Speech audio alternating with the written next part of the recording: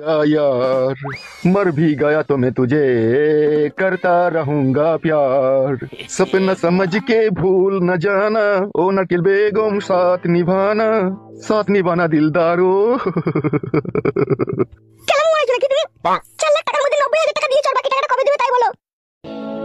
দুবো দুবো, এখনো সম্পূর্ণ টাকাটা আমার হাতে আসেনি।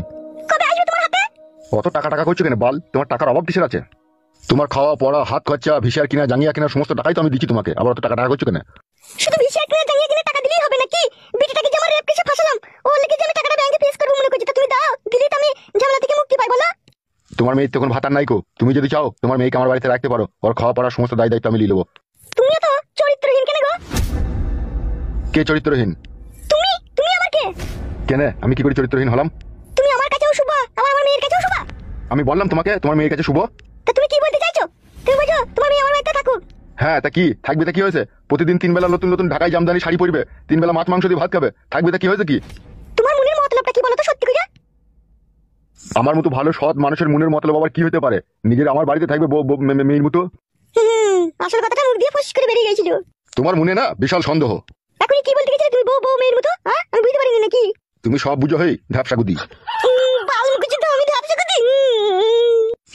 নারকেল বেগম মিচি করে ভালো করে আমি আর তোমার সাথে কোনোদিন কথা বলবো না, দেখবা? ও জানুয়ানো মিথ্যা করে বললাম গো নারকেল বেগম। তাকাও তাকাও, তুমি হচ্ছে আমার মাল ফেলানোর যন্ত্র। তোমাকে দুঃখ দিলি যে আমি নিজের কাছে পাপী হয়ে থাকবো নারকেল বেগম। কি বললে তুমি? তার মানে তুমি আমাকে ভালোবাসো না, শুধু কইতে চাও নাকি? ফেদা, কথায় কথায় ভুল বুঝো কেন বলো তো তুমি? তা তুমি বলছো কেন মাল ফেলানোর যন্ত্র? তুমি কাদা বুঝো অথচ লেটে বুঝো। একটা ছেলের সাথে যখন একটা মেয়ের রিলেশন থাকে না, তখন তাদের গভীর সম্পর্ক কখন হয় জানা যায় তোমার? ওইসব আমি জানিও না, জানতেও চাই না। এটা তোমাকে জানতে হবেই নারকেল বেগম, না হলে তুমি কি করে বুঝবে তোমার সাথে আমার কতটা ভালোবাসার গভীর সম্পর্ক আছে? বেলা বলো, শুনছি। প্রথম দেখাতেই তোমার রূপে পাগল হয়েছিলাম আমি। তখন আমি মনে মনে ভাবলাম নারকেল বেগমের উপরটা যদি এত সুন্দর হয় তাহলে ভিতরকার ওই আমফালাটা কত সুন্দর হবে। তখন আমার ওই আমফালা দেখতে খুবই ইচ্ছা হলো। তা সত্যি নারকেল বেগম, তোমার আমফালা, হায় রে আমফালা, ওই আমফালা লেগেই তোমাকে আমি মনে প্রাণে ভালোবাসি জান। তাহলে তুমি আমার রূপ জৈবন দেখে ভালোবাসোনি, আমার আমফালা দেখে আমার প্রেমে পড়েছো। প্রত্যেকটা ছেলে আমফালার জন্যই পাগল, কেন বুঝো না নারকেল বেগম তুমি? সবই বুঝি, না বোঝার মতো বাচ্চা মেয়ে নয় আমি। সে তো তোমার আমফালা মানে তাকাইলেই আমি বুঝতে পারি। কি বুঝতে পারো? তোমার আমফালা আমি ছাড়াও ইয়ার আগে অনেকজনই খেয়েছে। কি করে বুঝলে তুমি? সাইড গুলো বিশাল কালো হয়ে গেছে, সেই জন্য বুঝলাম। ওটা এমনি হয়ে যায়, জাঙ্গিয়া পরে সবসময় থাকি বলি সেই জন্য। মাঝে মাঝে এলো ভরা রস আর কাঁচকি লেবুর রস দুটোকে পাইল করে ওখানে লাগাবে, তাহলে কালো দাগটা মিটে যাবে। কেন লাগাবো ওখানে? আর না হলে ওখানে চুমু খেতে গিয়ে নিজেকে বড় অমানুষ লাগছে আমাকে। কিসের জন্য?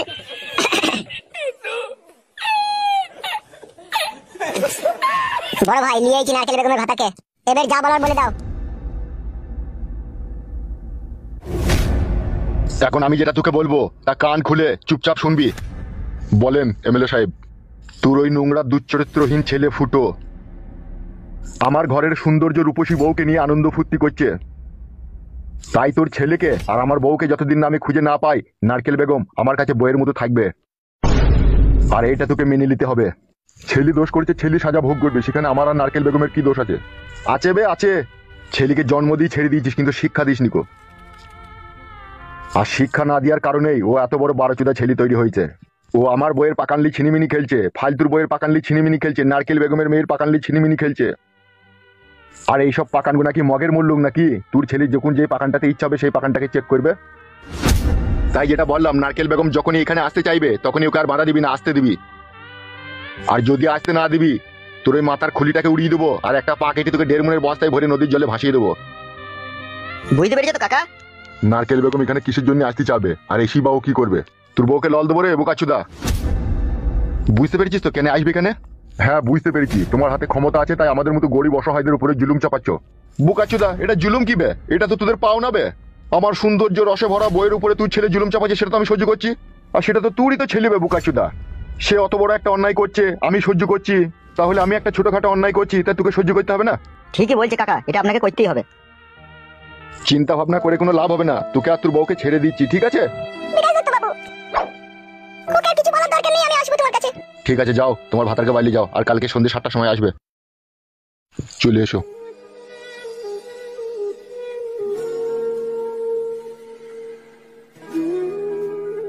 বড় ভাই যেমন কুকুর তেমন মুগুর মারা হয়েছে কিন্তু ওদিকে। মুগুর না মারলে দিনের দিন ওরা আশকারা পেয়ে যায়, বুঝলি তো? হ্যাঁ বুঝতে তো হবেই, না বুঝে কি উপায় আছে? এক কাজ করতো। হ্যাঁ বড় ভাই বলো। ফালতু বোকাচোদা সে সকাল 7টার সময় বাজারে ঝুলাইতে বাড়ি গিয়েছে, এখনো পর্যন্ত আসছে না কেন? একবার গিয়ে দেখতো। একবার যা যেই দেখ তো। ঠিক আছে বড় ভাই, আমি এখনই যাচ্ছি।